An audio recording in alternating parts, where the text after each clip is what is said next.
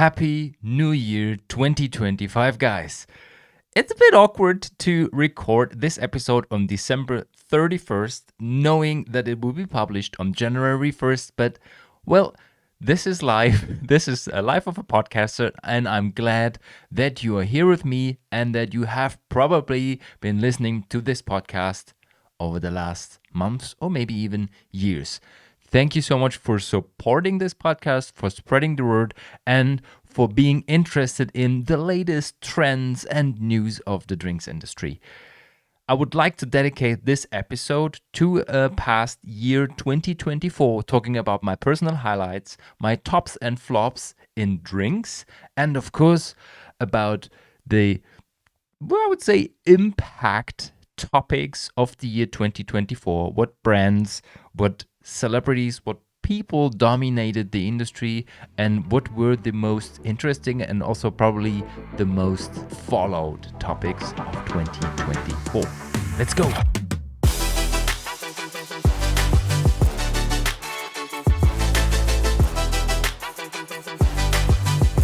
Welcome to the Pinot and Pixel podcast episode number 223. The last episode recorded in 2024 and the first one to be released in 2025. And I would like to do what usually almost everybody is doing, talking about the past year, about the favorite moments, about the tops and flops, and of course also talking about the topics that dominated the industry. I would like to start with my personal review of 2024. And 2024 for me started with a banger. I mean, you guys know that I have been a fan of Pinot Noir for ages. And I was invited to a friend in Burgundy in January 2024, and it was absolutely amazing. It was crazy to be there for the first time, visiting wineries, walking to the vineyards, running through the vineyards actually, and tasting great Pinot Noirs, and also getting a feeling for the price value of Burgundy, and that there are still some producers where you can get really high quality and still affordable wines. And on the other side, seeing that, some domains, some wines really went crazy and you're not even allowed to visit them because you have to, register, or they're just not interested anymore in being visited because they don't need it. And then my personal highlight when it comes to wine regions and traveling in 2024, I was in California and I was not only able to visit the filming locations of the movie Sideways, we also had the celebration of 20 years of Sideways, which ended up in a great tasting at the Esszimmer in Freising in November. And I mean, I have been a fan of this movie for almost 15 years. I discovered it in the late 2000s. And just the story of Pinot Noir and the impact it had on the industry, on the wine region, and also on the variety is stunning. And I have been a fan, I'm still a fan, and I will be a fan of Pinot Noir in the future. The visit was absolutely fantastic. I met some great producers, and we will talk about some of the wines in a second. When it comes to Pinot and Pixel, there were some, tops and flops of 2024.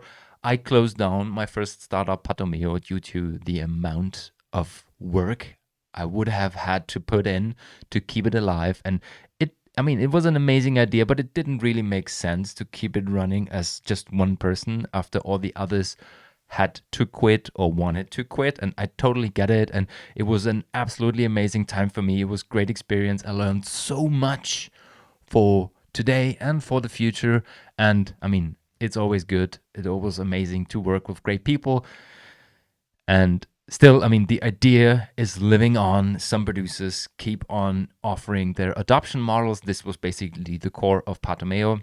It was a blast. I also started giving more keynotes and talks in 2024, and my favorite one was the FAFCA Gastronomy Conference in Innsbruck in September. I met amazing people. I gave a talk about artificial intelligence in hotel and gastronomy, and the requests that followed up on this talk were, really impressive. People were interested in the topic. They said they have never heard of it before. They were afraid of the topic until they heard me talking about the positive facts of artificial intelligence.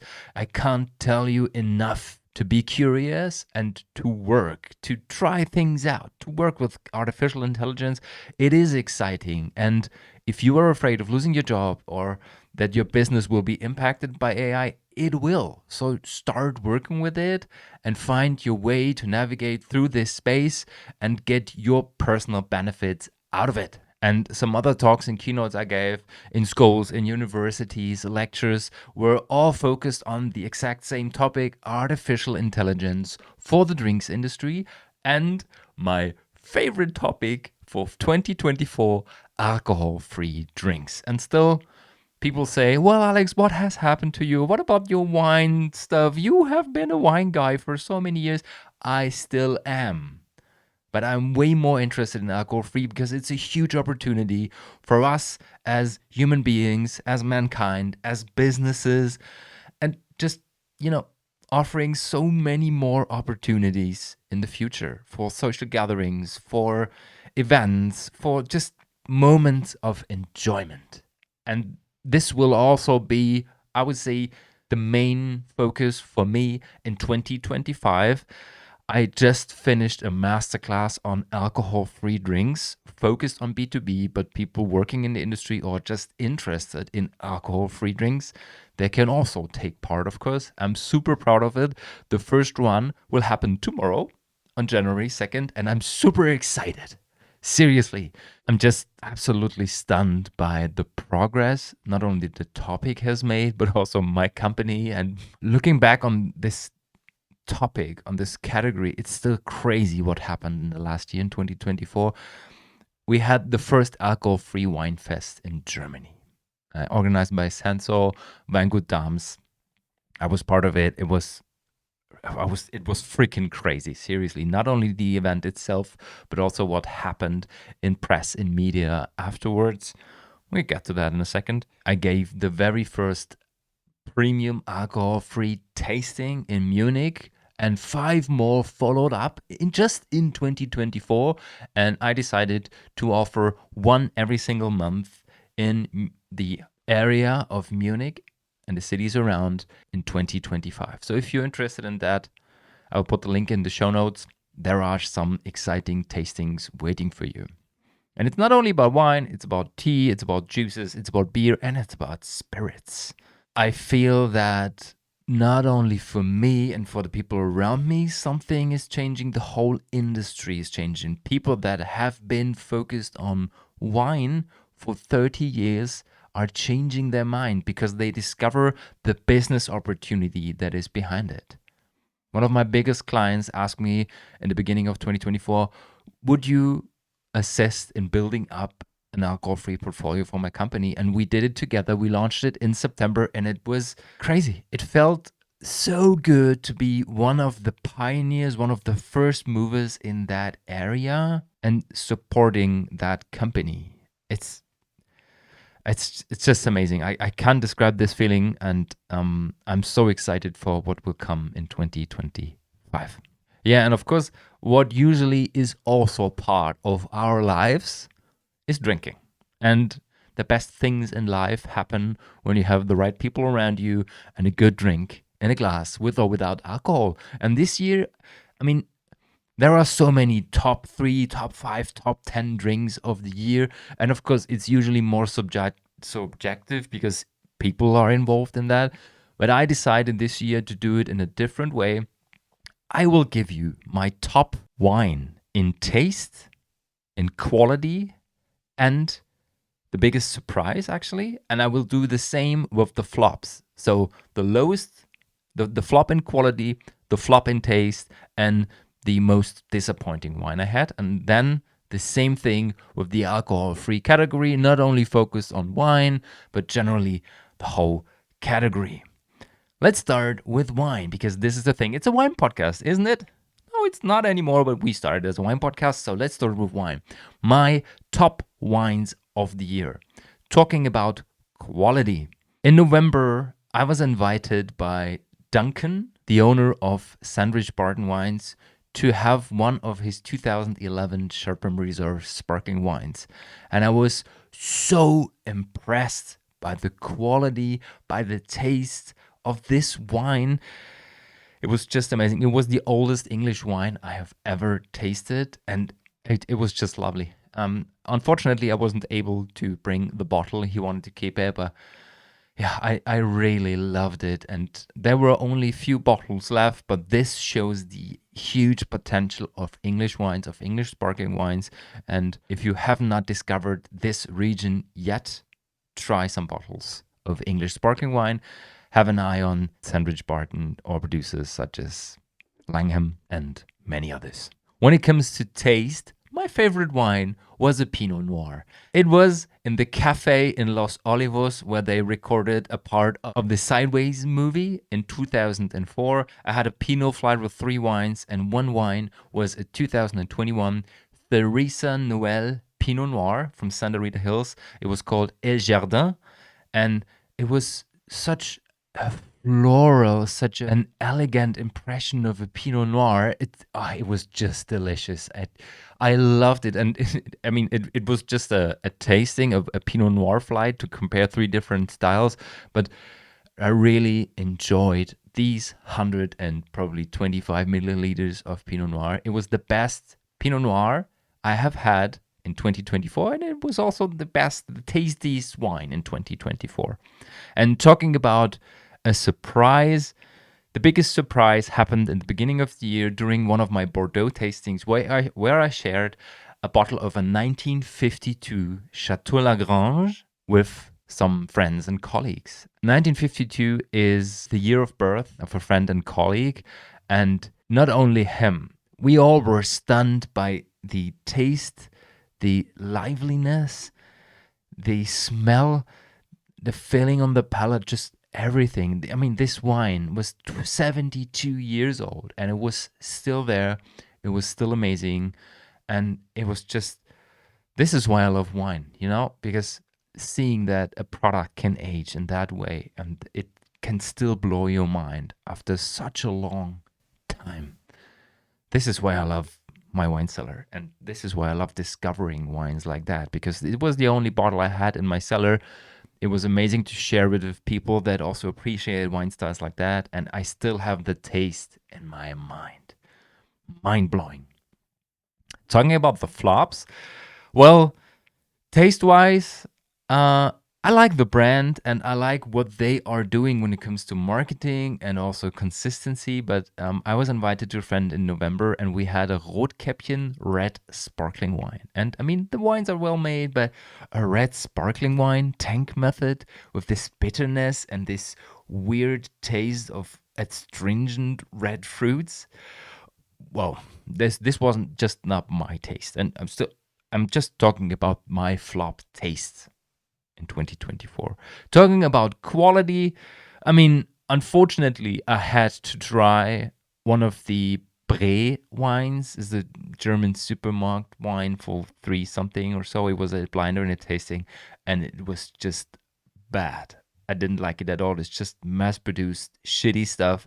I never recommend to buy it.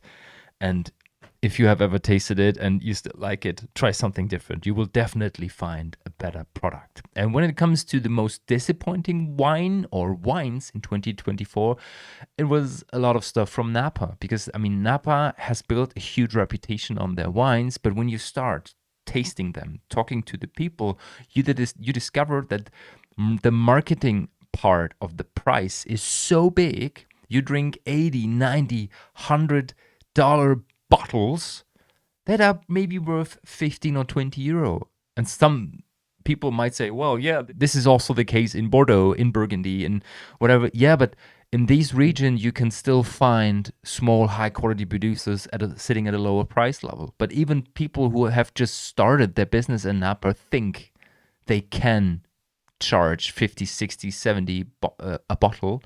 And, I mean, the success supports them. I think the sales numbers show that it is still possible, but I think Napa has to change a lot when we talk about style, when we talk about marketing, when we talk about storytelling.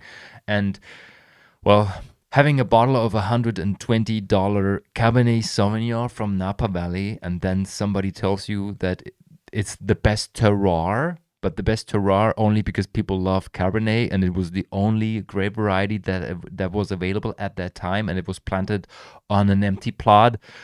Well, you know, I mean, you can taste the quality, but it was more like 20 or 30 quid and not 120.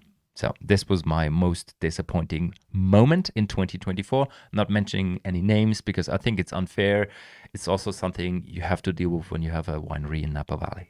Talking about alcohol-free. Alcohol-free, I mean, just to give you a feeling, I tasted 1,200 and something products in 2024.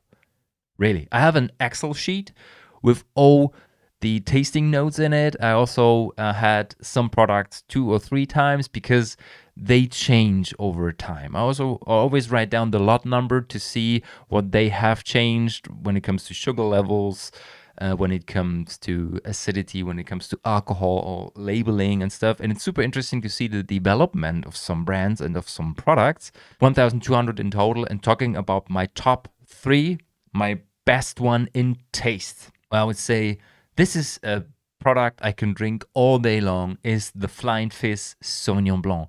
It's a grape juice made of Sauvignon Blanc in Styria in Austria, and this is just an amazing product. I mean, it's high in sugar, but it's also high in acidity, and if you have the perfect food to pair it with, a lovely product. Have a look at that. And talking about quality, I have to pick Senzo Riesling. It's, in my opinion, the best white wine, even the best wine, de-alcoholized wine in the industry, sitting at a higher price level. But if you have a wine that is tasty, that is suitable for food pairing, that is so well balanced, and that has the acidity and also the character of a Riesling, that you can spot it, that you can spot a Riesling in this drink, it just fascinates me.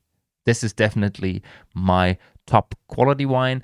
And last but not least, the biggest surprise was the Wilbrich Skog number 3 I had in Oslo.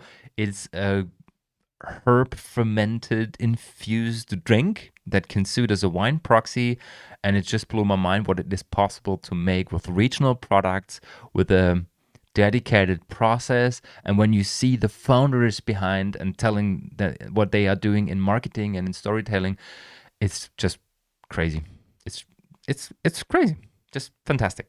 So, well, my top 3, and then talking about the flops in 2024, I start with taste again. The worst alcohol-free product I have ever tasted, not only in 2024, but it's still number 1, is Schloss Nymphenburg sparkling wine. It sits on the shelf for €3 something, so you can calculate what the quality is behind this product. And I think most of even the entry-level products account for the growth of the category and also feed not only the demand but also the interest in the alcohol-free category. But in my opinion, we don't need this product. It's unbalanced. It smells weird. It tastes awkward. It's yeah. If you want to have this feeling, just buy it. I mean, it's €3, well invested, to just give you a feeling what is possible on the lower level of quality when it comes to alcohol-free. And then the biggest disappointment for me was a sparkling wine from a brand called Sauvignon from Paris. There's a big noise around this brand, and it's highly priced, between 20 and €30 usually. And when you have a taste of it, I mean, it's a well-made product. It's tasty, it's okay-ish, but talking about price value and the quality behind, it's not worth it. I mean, it's probably a 10 to €12 drink, but it's marketed like it's the alcohol-free version of a champagne. And when you compare it, for example, to French Bloom, of course, there's also a huge excitement behind this brand, but French Bloom can fulfill the price value expectations, in my personal opinion. So, tops and flops of 2024. I'll wrap this up, put the links in the show notes, and you will find this also on Instagram in the next couple of days. To mention 4 more drinks that really blew my mind in 2024, talking about a cider, the cider from the Worry Experience is still one of my favorite of all times. It's a cider made like a champagne. And talking about spirits, beer, and tea, Mondino Senza, my favorite aperitivo with or without alcohol, but of course I'm more focused on the one without alcohol. It's regionally produced, it's made of herbs from the Alps, and it can replace your Campari soda, your Aperol spritz, whatever. It's an absolutely amazing aperitif, either with tonic or with sparkling wine, with or without alcohol. Talking about beer, I mean, the brand of 2024 probably was Guinness and Guinness 0.0. When I first tried it in the US, it already blew my mind. And then having it for a second time in the UK, well, you have to be a fan of this. You have to. And last but not least, talking about my favorite tea of 2024. Yes, I'm talking about sparkling tea, alcohol-free tea, is Saichu Hojicha. I have never heard of that before. It's basically a smoked, a roasted kind of tea. And this one is made as a sparkling tea. And currently, you can only buy it in the UK. I'm working on that, trying to get it to Germany. Very interesting product. And there are some, I mean, it's not as complex as a super well-made high-quality wine, but there are way more layers in that complexity, structure, balance than in the easygoing, I don't know, de-alcoholized sparkling wines and stuff like that. These were my top drinks of 2024 with some flops in addition. And now I would like to talk about the top topics, the most successful topics of the podcast and of Pinot Pixel itself, overall platforms. As a loyal listener, you might know that I switched from German to English with episode 150. But due to the fact that this happened in April, there are still some episodes that were quite successful that were recorded in German. The biggest one, overall platforms, is episode number 125, My Big Love Bordeaux. And I mean, due to the fact that there's a huge interest in Bordeaux, and especially around the time of April and May, where en primeur tasting usually hits. Then there was a weekly update number 132, basically focused on Taylor Swift and the shift of Generation Z. It was place number 2, and place number 3 was episode 129, talking about the methods of dealcoholization. This episode is still recorded in German. I will provide another one in English very soon, because it will also be part of the masterclass. Talking about the English wines, I mean, England dominated my podcast in 2024. The most successful episode was the episode 209, the recap of the England wine tour. Place number 2 was episode 205, recorded with Sandwich Barton with my friend Charlie Brown, talking about hospitality in the wine industry and, in my opinion, the blueprint. And episode number 3 was the wine crisis, the episode 219, where I was analyzing, talking about the current issues of the wine industry and what we should change, what we have to change if we want to solve our problem. And talking about the weekly updates, what were the main topics? I mean, episode 214, most clicked, most viewed, and it was the episode where we talked about the tariffs of Donald Trump. Because he said he will introduce tariffs on Canadian and on Mexican products the first day he will be the president of the United States. Well, this is actually not a surprise. Episode 218, the base of the wine crisis, the numbers, and episode 208 was place number 3 with the upcoming election and the influence on the wine industry and the nuclear wine cellar that was sold in the UK. And guess what? This was also one of the most popular posts on Instagram in 2024, besides the Gießen expansion and the fight that Kylie Minogue has or is currently preparing with Aldi because of the copycat of her sparkling wine. And the most successful real video in 2024 was the Alcohol-Free Wine Fest in Germany. Well, yeah, there were some controversial discussions on that, many interactions, good ones and bad ones, of course, and I love to deal with them, with both of them, but I'm more excited about the bad ones because it usually shows that just that people are afraid, that people, sometimes feel like, do I have a problem? No, I don't. And you don't tell me that I have one. I get it. And of course, those topics like this have also a bigger reach than other ones. And last but not least, favorite stories, the Fafka keynote was the biggest by far, followed up by my post on the alcohol-free Zäpfle. It's a beer, a local beer from Germany, and people were really excited about that. Well, interesting. So yeah, this was my year 2024. And right now, let's get over to the wine and drinks industry. Usually, people make predictions for their industry, for the industry they're working in, or they're at least talking about. And we also did that. And of course, I mean, it's not a secret that the main topics are and will be alcohol-free products, climate change, and the wine crisis. And one more topic popped up in 2024, and it's premiumization. And we talked about so many brands that were entering either the premium area, buying up very expensive or at least premium branded products or brands and companies, or they sold their entry-level portfolio to other companies to say we will focus more on our premium products in the future, because drink less but better. Usually this is on my shirt. This time it says data-driven drinking, because I mean this is basically the focus of this podcast as well, but at least of this episode. So drink less but better is driving premiumization, and it will also be one of the solutions for the wine crisis. And this was also a topic that dominated 2024, not only in this podcast, but the whole industry.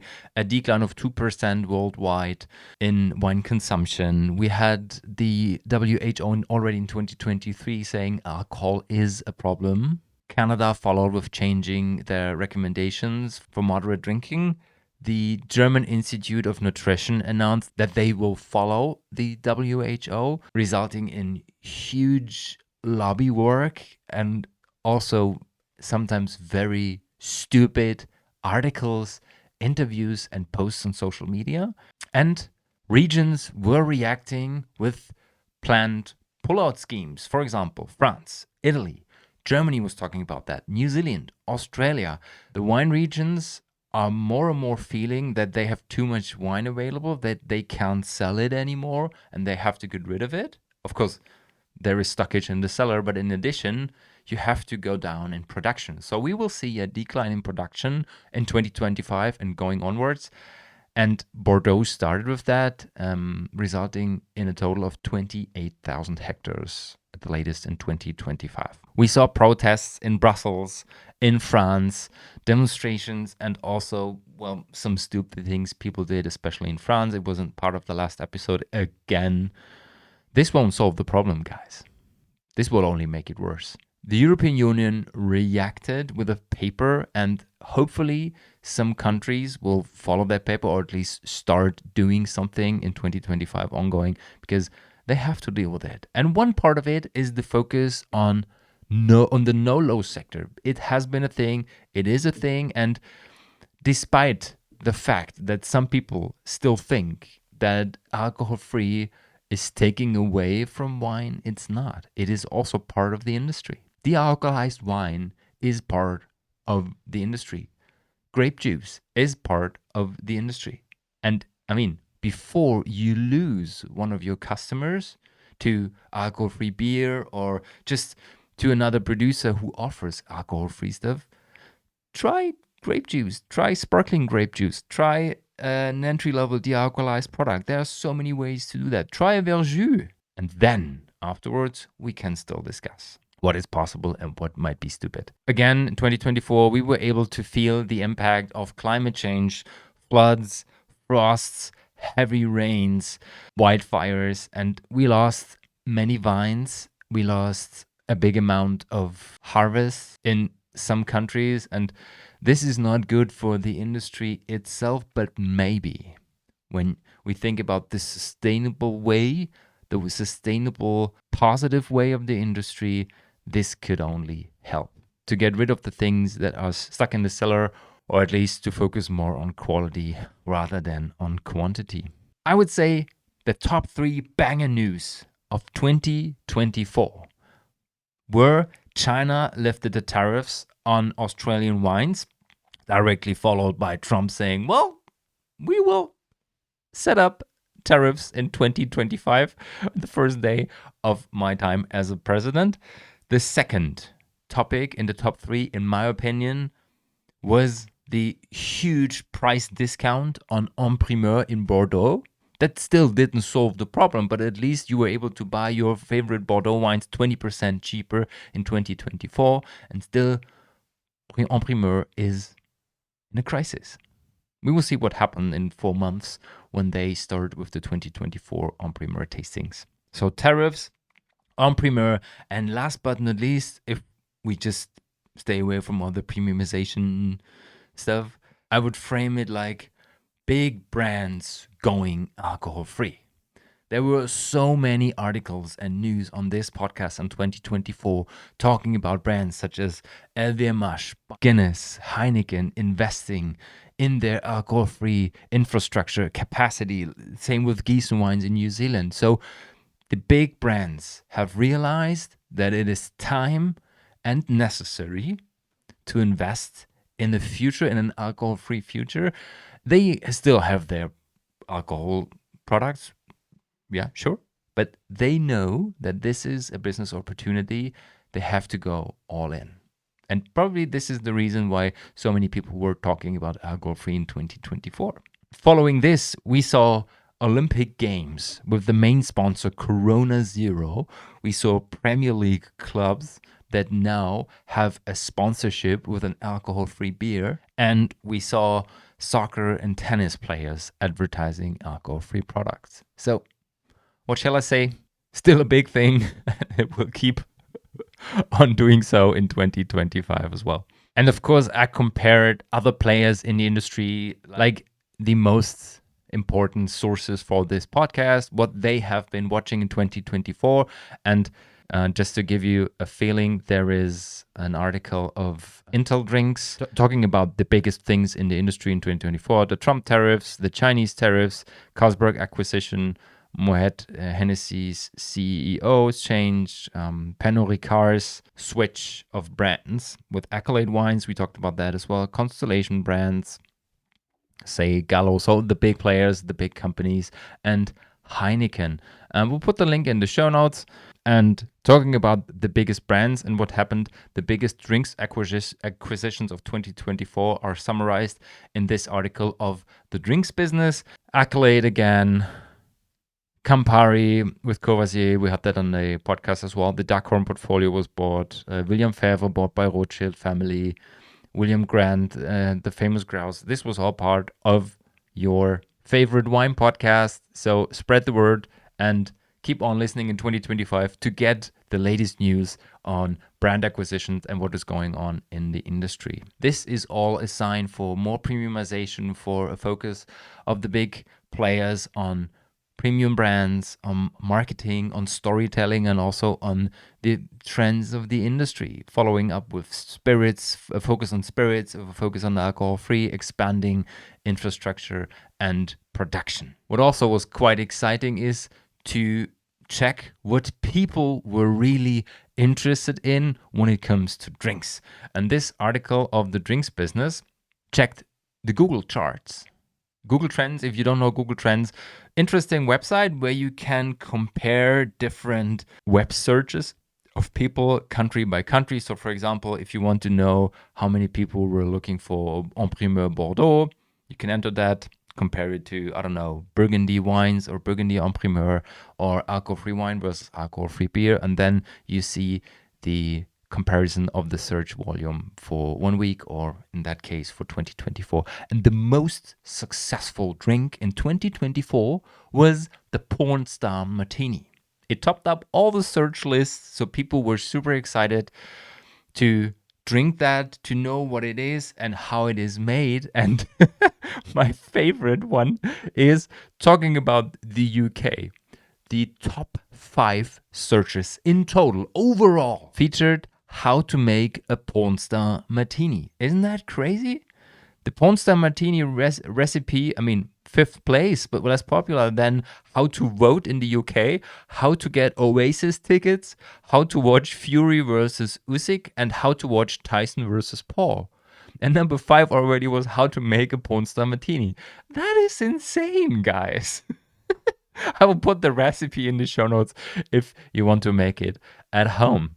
And talking about the top searches in Germany, the most favorite drink in 2024 in Germany was Augustiner alcoholfrei. No surprise at all for me because it was traded like gold in early summer. Everybody wanted to get their hands on it, but it just wasn't available. And it disappeared right before Oktoberfest, popped up again afterwards, and right now you are probably able to get it on every gas station in Germany. But, well, yeah, it's an exciting drink. It's not part of my top 3 list. It's a well-made beer, but people were so excited because it's one of the most iconic beer brands in Germany, and maybe this is the reason why it was the top search list of 2024 in Germany when it comes to drinks. So let me end this episode with, in my opinion, the biggest brands and the most influential people of 2024. I would like to start with the people. What I did is, of course, I asked ChatGPT. I Googled for, most famous people in the drinks industry in 2024, most influential people in 2024, and there were different opinions. But just talking about this podcast, which usually is focused on the main topics, Snoop Dogg, George Clooney, and Kylie Minogue were the 3 main players in 2024 with 3 mentions each over the 104 episodes recorded last year. In my opinion, the person and the marketer of the year is Snoop Dogg. He is not only involved in 19 crimes, which really grew like crazy over the last 5 to 10 years. He also supports them while marketing their stuff, telling the story, changing and adjusting the portfolio.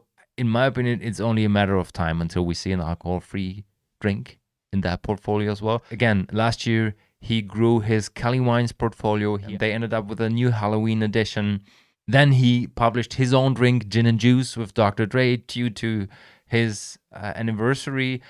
And he was also not only a reporter, but a supporter during the Olympic Games of the American waterball team.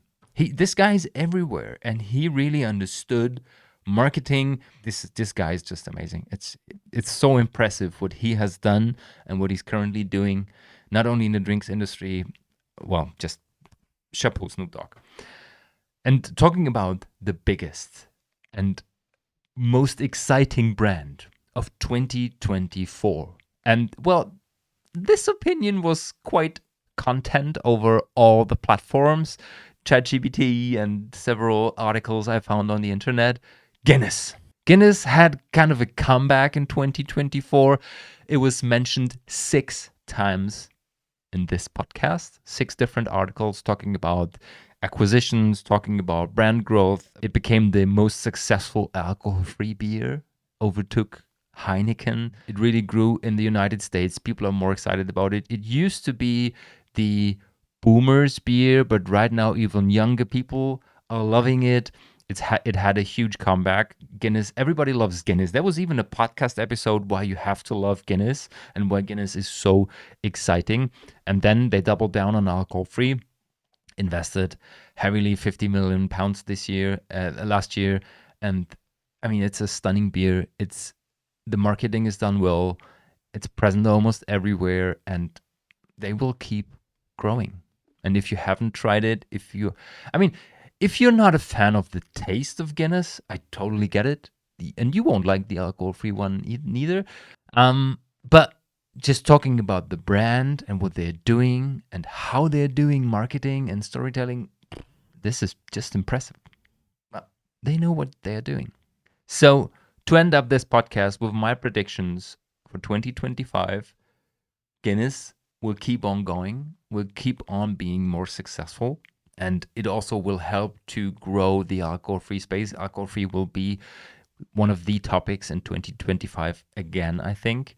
We will see a higher percentage on non-alcoholic drinks in beer and in wine, and people start measuring it. I mean, for many countries, it's also already available for beer. We know from Germany that it's around 10%, 3% in the US, in the UK, and 1% in the US. But with wine, it's still difficult. But right now, institutes are starting to do surveys on that, are starting to ask people about their preferences and are comparing sales numbers. So we will definitely see a rise in the percentages of alcohol-free stuff. We will see a decline in wine consumption again in 2025. I'm 100% sure. We will also see a decline in champagne and Prosecco and Cremant, and Cava will keep on winning. Hopefully German sect as well. We will see. But definitely Prosecco and Cremant will profit from that. And last but not least, I think that several countries and wine region will follow the recommendation of the WHO. We would see that in Germany. I don't think that the US would do it like Canada did it, because there are huge protests going on, but at least maybe they will adjust it to, I don't know, 5 drinks a week or something like this. There will be an adjustment. Definitely the world will react on the WHO publishing and on all the statements that happen in 2024. I predict a fight of the pro and contra alcohol lobbyists in 2025, and it will be a big topic of this podcast, I think. This is it, guys.